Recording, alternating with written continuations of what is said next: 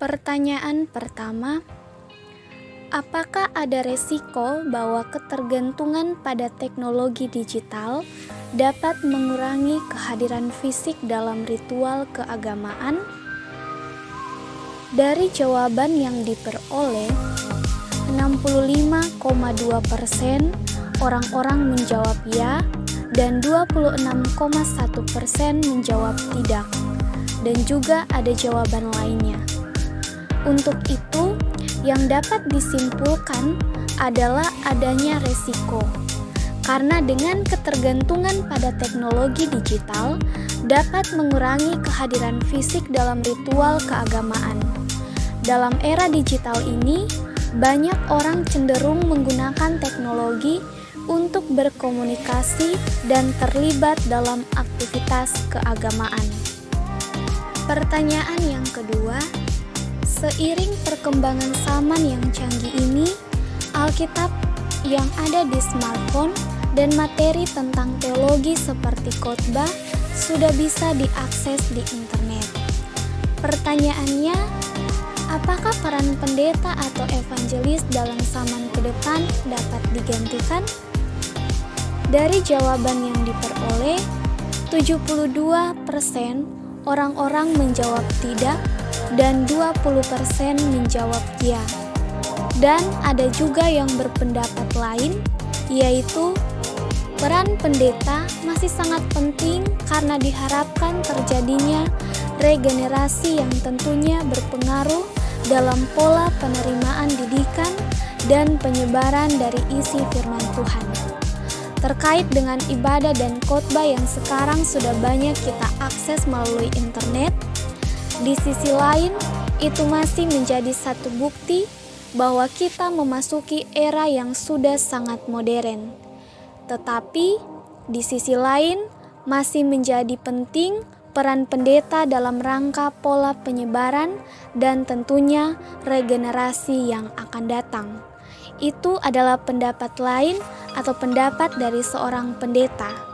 Untuk itu, dapat disimpulkan dari jawaban yang sudah diperoleh adalah memang AI dapat berperan dalam mendukung pelayanan agama.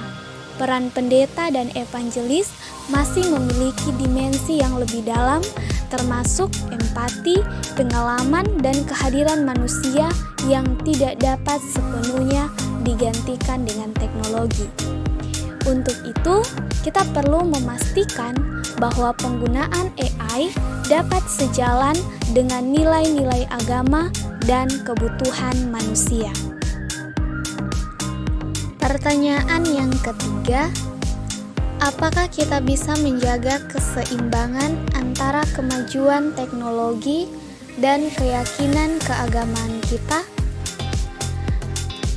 Dari jawaban yang diperoleh, 80% orang-orang menjawab ya, dan juga ada yang menjawab tidak, serta jawaban lainnya.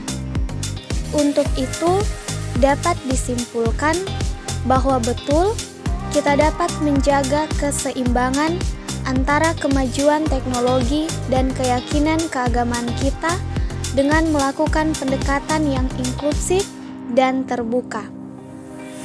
Edukasi tentang teknologi yang memungkinkan untuk memahami dan menghargai perbedaan, serta penerapan nilai-nilai keagamaan dalam penggunaan teknologi.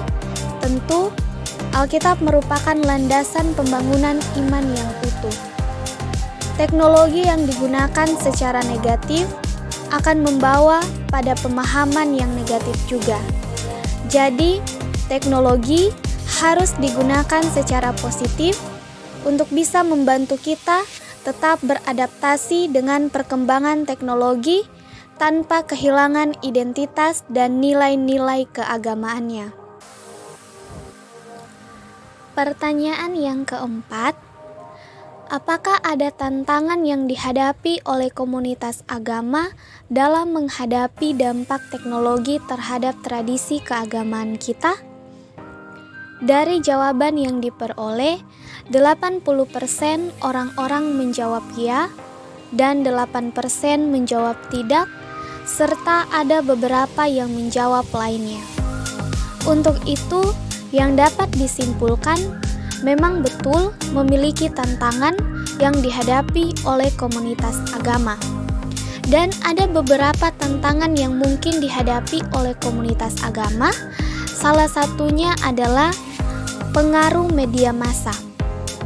Media massa dapat memengaruhi persepsi masyarakat terhadap agama dan tradisi keagamaan, kadang-kadang secara negatif atau menggambarkan agama dalam cahaya yang kurang menguntungkan.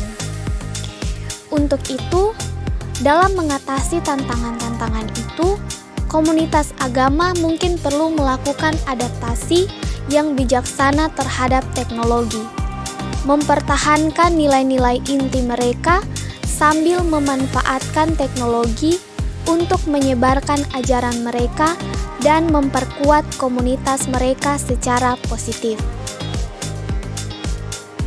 Kita masuk dalam pertanyaan yang kelima, dan pertanyaan ini saya akan tanyakan langsung kepada salah satu anggota jemaat yang ada di Gereja Gemim Sion Madiun Ure pada Kak Jakripino. Jadi menurut kakak, apakah perkembangan teknologi dalam seiringnya perkembangan zaman dapat merubah iman spiritual kita? Menurut saya, perkembangan teknologi dalam perkembangan zaman bisa memiliki dampak yang beragam terhadap iman spiritual seseorang. Salah satu contoh cara bagaimana teknologi dapat mempengaruhi iman spiritual kita adalah memiliki komunitas online. Teknologi memungkinkan orang untuk bergabung dengan komunitas spiritual online.